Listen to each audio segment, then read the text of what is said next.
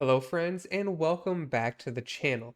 In today's video, we are going to be going over everything you need to know about building up the Descendant Esiemo. As just a quick overview of what Esiemo does, he is a skill-based burst Descendant who relies on a lot of explosions. His entire kit just places bombs and even turns himself into a bomb and just causes mass explosions. His first skill, it sends out these little sticky bombs. They can stick to enemies and you have a total of 5 stacks. And his third skill drops a landmine, which has this ring around here. Any enemies who stand within this ring will have this landmine here. It'll attach to them. If there's already an enemy within this circle, it will attach to the closest enemy. So you can see right here, it's gonna attach to the thigh here. The second skill that Esiemo has detonates any active bombs. So right now, I'm going to load this guy up with a bunch of my 1 skills, and then I can detonate all 3 of them at once for an instant burst of damage. The other thing to note about Esiemo's second skill is that it has a 25% skill damage modifier attached to it for every bomb that's currently active or attached to enemies. This effect stacks up to a maximum of 5 times, so if you use it with 1 bomb, it's going to increase the skill modifier for that bomb by 25%. If you use it with 5 bombs, it's going to increase the skill damage modifier by 225%. And if you use it with 10 bombs, let's say, it's still only going to increase it by 225%. Esiemo's ultimate causes him to do this little animation where he winds up and charges forward, and then he detonates and does a burst of damage. This ultimate purges any sort of buffs that enemies might have. So on certain Colossus fights, this means that you can use this as a way to purge like defense increases from bosses like Hard Executioner. His ultimate also applies a firearm attack buff as well as a move speed buff for Esiemo. However, there is a defense decrease penalty that comes with this buff. One thing to note about his fourth skill is that it's really not very good outside of the situations where you need to have some sort of purge effect, or possibly you need some desperation burst. The reason why you don't really want to use this skill is simply because it has a very long wind-up time. It also locks you into this running animation where you can't shoot, you can't jump, and it's really hard to steer. Because of the long animation, it's really easy to get shot up and possibly get downed. For Esiemo's passive, we don't really care about this because the Transcendent mod we actually use replaces the passive, but at a base level, anytime Esiemo's shield gets depleted, he will drop a bomb at his feet and it'll explode after a few seconds. This effect does have a 30-second base cooldown, so just know that anytime your shield drops, it's not like you will always drop a bomb. It depends on this internal cooldown. So let's get into the 2 builds that we'll be going over. We have a bossing and a mobbing build. Ultimately, both builds are very similar with just maybe 1 or 2 mods that really change. But for our bossing build, we use the Explosive Evade Transcendent mod. This replaces our original passive that we just went over with another guided landmine, which is Esiemo's 3 skill. Instead, whenever you perform a roll, you will drop one of these landmines and it will attach to any kind of enemies within that area. Basically, it just functions as a free guided landmine on a shorter cooldown. At a base level, this mod has a cooldown of 20 seconds, but with enough cooldown reduction like I have right now, it drops down to 5 seconds. Explosive Evade is Esiemo's best DPS mod, so we'll be using this in both variations of our builds. As for our pure damage mods that we'll be using, we have Dangerous Ambush. This increases our skill attack modifier whenever enemies are not targeting you, as well as increasing your skill power modifier even further in Colossus whenever they get downed, so you get bonus damage then. Then we have a battle and an attack mod. For our battle mod, we'll be using Focus on Fire. I was using Firemaster for the longest time, and really Firemaster does provide more upfront damage if you don't have a ton of skill power, but fire skill power, or a Focus on Fire, sorry, that gives you more damage in the long run if you start adding in additional skill powers from sources like Spear and Shield. So basically, this fire skill power, it actually scales with this stat right here. You can see that the fire boost ratio, it's almost 100% increase for our fire skills.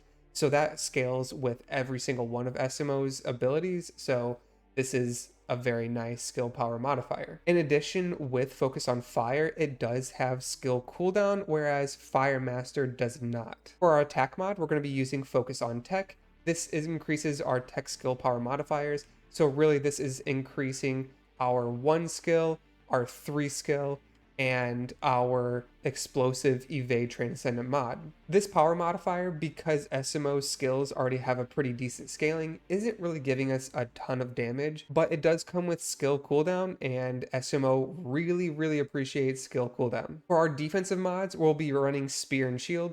We're mostly using Spear and Shield for the extra skill power, but it does come with a pretty chunky defense increase, which Esiemo appreciates. And then we'll be using increased HP. Esiemo has a pretty high base HP scaling, so just increasing and playing into that max HP really helps him out. We then have 5 utility mods that we'll be using. The first is MP conversion. This is where a lot of our skill cooldown comes from. We'll get up to 36.5% skill cooldown with a little bit of a max MP penalty tied to that, but that's not a big deal. Then we have Nimble Fingers to continue building up on that skill cooldown. Then we have Maximize Conversion. This is going to reduce the skill cost of all of Esiemo's abilities with a slight skill power modifier penalty of 20%. But again, because Esiemo has such high skill power modifiers already, this 20% drop is really not that much because this is an additive multiplier. So you're just subtracting a flat 20% rather than it being a multiplicative. So it's really not that big of a penalty. Plus we're already offsetting this with Focus on Tech. We then have Strong Mentality, which further decreases our skill cost. And then finally we have Skill Expansion, which is just going to increase the bomb detonation radius, which is very helpful in a lot of scenarios, even if you're just doing bossing. Next we move into the mobbing build, and the only differences here, they're very minor, but I swapped out Deadly Ambush for Preemptive Strike. Preemptive Strike is going to increase your skill attack whenever you're attacking enemies with max HP. You're going to deal 8.5 increased damage. This is really good for just mobbing in general because you'll get 1 proc per enemy. Usually you'll one-shot enemies, but this is just a nice little damage modifier on top of that. And then we have Enlightenment. This is just going to increase your max MP. I don't really think max MP is really something that Esiemo cares too much about when you're mobbing, just because of all the MP orbs that are going to be dropping. So you can probably realistically replace this with a range increase modifier. Just note that it will have conflicting socket types most likely, so just something to consider. One other replacement you can probably make here is to replace Explosive Evade with Explosive Propaganda. The Explosive Propaganda Transcendent mod replaces your 3rd skill with a taunt ability. Instead of dropping these landmines that will attract 2 enemies, this throws out a projection of Esiemo, and it taunts any enemies to attack this mod. So this opens up some survivability because you won't be getting attacked as frequently when you're using this mod. Now, one of the reasons why I personally don't like using Explosive Propaganda is because it has a base cooldown of 45 seconds, and I just don't like having that long of a cooldown on this. I would rather just do more burst damage and just kill things faster personally.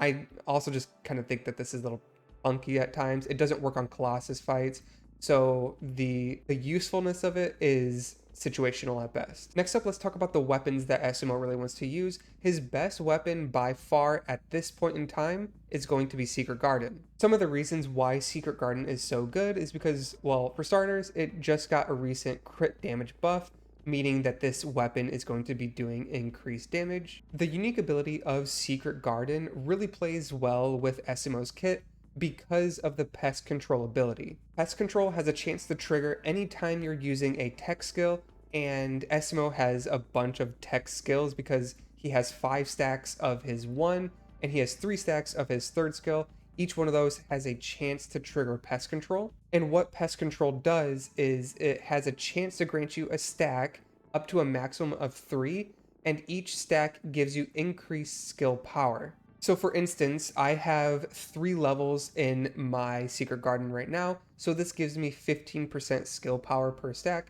So when I have this fully stacked up, I'm getting a 45% skill power increase. If your secret garden is completely maxed out, you will get 16 skill power per stack, meaning that you get 48% increased skill power if you're at max stacks. A couple additional weapons that could play well into Esiemo's kit is going to be Enduring Legacy.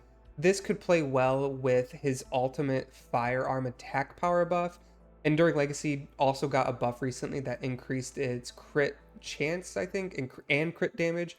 Basically, this gun is a crit machine, does a ton of damage. Unfortunately, I don't have mine very well built at the moment as I've been investing more so into Secret Garden. Afterglow Sword is a decent option to just tag weak spots from afar. And then finally, as a possible honorable mention, we have Blue Beetle.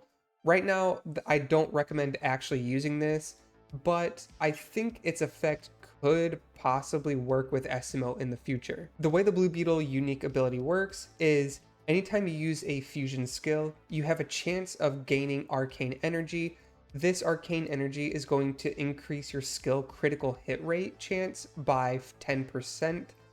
Unfortunately, that skill critical hit rate is a multiplicative modifier, and that means you're going to take 10% of Esiemo's base crit chance, which is only 5%. So basically, when you're using Blue Beetle, this gives you an additional 0.5% for a total of 5.5 for in the case of Esiemo. Now, the reason why I say that this could possibly work in the future is if this gun receives a slight tweak, I guess. I'm not sure how likely this would be, but if they made this skill critical hit rate buff a additive buff, I think that this could work pretty well with Esiemo. The reason why this would work for him though is because it scales with fusion, or it triggers off of fusion, and Esiemo has a fusion skill whenever he activates or detonates his bombs. So what that would mean is anytime you're triggering your complete or full burst, you would have a chance of getting this skill critical hit rate before the bombs go off. So basically, this gun could possibly turn Esiemo into a crit machine if it becomes an additive modifier, but I don't see that happening anytime soon. Now let's just quickly talk about the actual reactor and components. If you're going for a pure bossing build, you want to have a secret garden mounting on your reactor, and you would want to have fire and tech skill power boost ratios. As for your substats, you would want either a tech or fire skill power boost ratio, as well as a skill attack increase when attacking Colossus. Now for a pure bossing perspective, that skill attack power when attacking Colossus gives you the most benefit. However, you could also run something that has both tech and fire skill power boost ratios. This is just a really nice, well-rounded option, but just know that it's not going to do quite as much damage against Colossus, but it's just more flexible. If you were to try to do a more mobbing focused build, you would want to have skill effect range on one of your substats, as well as tech or fire power boost ratio. Now to talk about your components, first off, you would want to use the Slayer set as your actual component set. I just don't have very good Slayer parts at the moment, which is why I'm not using it. But the reason Slayer is so good for Esiemo is because it increases your skill power by 26%, and that is a very chunky increase in power. This does come with a skill cost penalty by increasing the cost of your spells by 15%. However, we've already mitigated some of that with our mods. The stats you want to go for on your components for your auxiliary power, you would want to have either HP or defense. You would want to have max HP on the substats and probably increased MP when out of combat. You can also throw in fire resistance depending on the fight. For your sensor, you want to have max HP, max MP, and MP recovery in combat. For your memory, you would want to have dual defense like I have here, as well as MP recovery modifier. And then finally for your processor, you would want to have max HP, and then max shield, and you can probably have something like toxin resistance, or there's also a shield recovery modifier. Next, I just have a couple tips I want to share with you related to Esiemo. One of them is more of just a general Descendant tip, but it still kind of works well with Esiemo and how he kind of functions. So the first thing with Esiemo is you can turn his kit into a mini thunder cage. When you throw out a bomb and you hit the first enemy that has the bomb attached, they will actually explode. So if I throw the bomb out onto like this enemy here, I lost track of it. See, like I killed one guy and everyone just exploded.